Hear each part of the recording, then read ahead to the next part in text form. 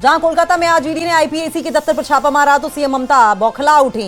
Red के बीच ही Mamata Banerjee IPAC के दफ्तर पहुंच गईं। ममता ने दावा किया कि ईडी ने जहां रेड की वो उनकी पार्टी के आईटी सेल का दफ्तर है जहां पार्टी संबंधी काम होते हैं, जबकि बीजेपी की ओर से दावा किया गया कि रेड आईपीएसी के डायरेक्टर प्रदीप जैन के दफ्तर पर डाली गई है। आपको बता दें कि आईपीएसी नाम की कंपनी कभी प्रशांत किशोर की हुआ करती थी, जिसके डायरेक्टर अब प्रदीप जैन हैं। आईपीएसी ममता बनर्जी के चुनावी कैंपेन के लिए अपनी सर्विसेज दे चुकी हैं। लेकिन ये बड़ी खबर सामने आ रही है कोलकाता से, जहां पर वेस्ट बंगाल में देखिए किस तरीके से ममता बनर्जी, जहां पर ईडी की रेड चल रही थी, ममता बनर्जी खुद पहुंच गई वहां पर।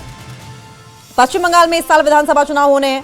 प्रदेश में सत्ता के सिंहासन पर काबिज है टीएमसी, जिसकी मुखिया है ममता बनर्जी, मुख्यमंत्री भी हैं। और ऐसे में रेड के बीच में मुख्यमंत्री का इस तरीके से पहुंच जाना, ममता बनर्जी का इस तरीके से पहुंच जाना तमाम सवाल खड़े कर रहा है। यह पॉलिटिकल कंसल्टेंसी फर्म है आईपैक। टॉप ऑफिशियल्स के ठिकानों पर जब छापा मारा गया तो छापे ने सियासी माहौल को गरमा दिया। प्रवर्तन निदेशालय यानी कि ईडी ने आईपैक कोलकाता के प्रमुख प्रतीक जैन के आवास कार्यालय पर छापा मारा। प्रशांत किशोर की संस्था के अधिकारी के ठिकानों पर भी छापे मारे गए। पश्चिम बंगाल की मुख्यमंत्री ने अब इस पर तीखी प्रतिक्रिया दी है। सीएम ममता बनर्जी ने छापे पर रिएक्शन देते हुए केंद्र पर लोकतंत्र को कुचलने का आरोप लगाया। साथ साथ प्रवर्तन निदेशालय ने पश्चिम बंगाल में राजनीतिक रणनीति से जुड़ी कंसल्टेंसी फर्म आईपैक के दफ्तर और उसके प्रमुख प्रतीक जैन के आवास पर छापेमारी की। ये कार्रवाई कोलकाता के सॉल्ट लेक में आईपैक के कार्यालय लाउडन स्ट्रीट में प्रतीक जैन के आवास पर, उनके ऑफिस पर, और बड़ा बाजार के पोस्टा इलाके में एक और व्यापारी के दफ्तर पर एक साथ की गई है। सवाल यह है कि ममता बनर्जी क्यों बौखला गई हैं?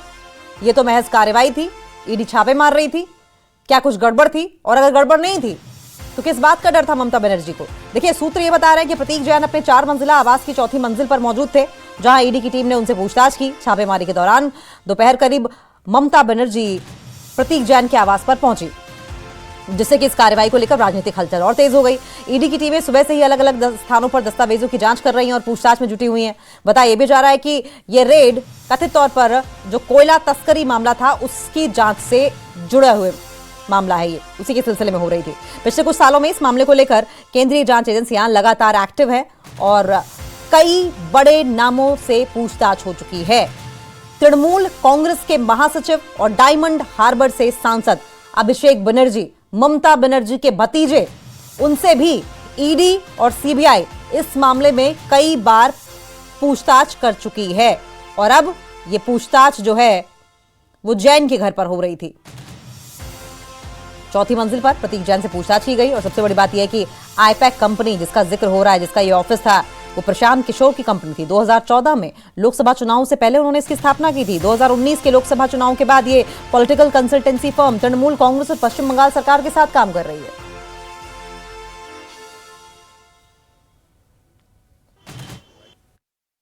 To collect all of our party hard disk,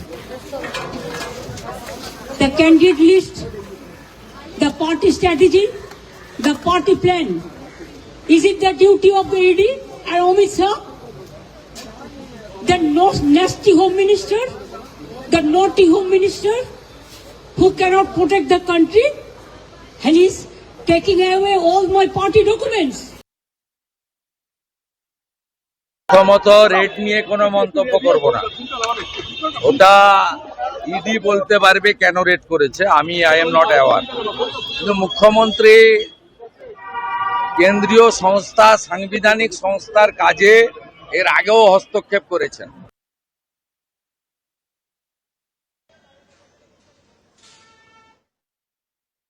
हैं शुभेंदु अधिकारी को ममता बनर्जी ने साफ तौर पर यह कहा कि पार्टी स्ट्रेटेजी, पार्टी से जुड़े डॉक्यूमेंट्स ले जाने का क्या मतलब है, गलत बताया है इस कार्रवाई को।